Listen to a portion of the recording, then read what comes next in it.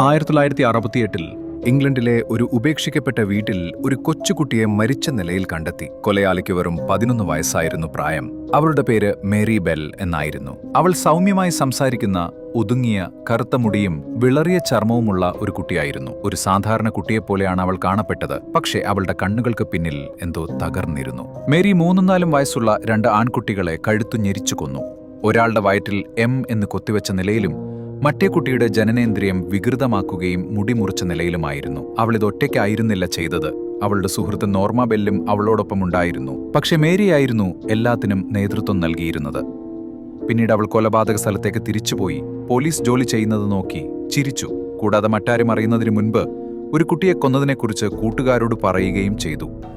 വിചാരണവേളയിൽ മനഃശാസ്ത്രജ്ഞർ അവൾക്ക് പശ്ചാത്താപമില്ലെന്ന് പറയുകയും അവളുടെ നോട്ടം ഭയാനകമാണെന്ന് വിശേഷിപ്പിക്കുകയും ചെയ്തു. പക്ഷെ അവളും ഒരു ഇരയായിരുന്നു.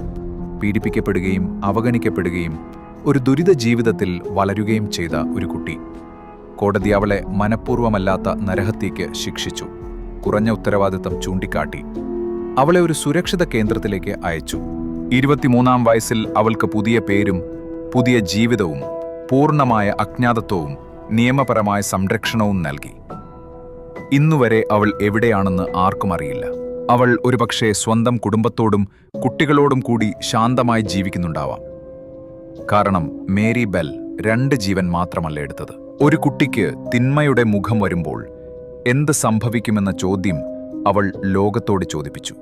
അവൾ അവശേഷിപ്പിച്ച നിഴൽ വളരെ വലുതാണ്.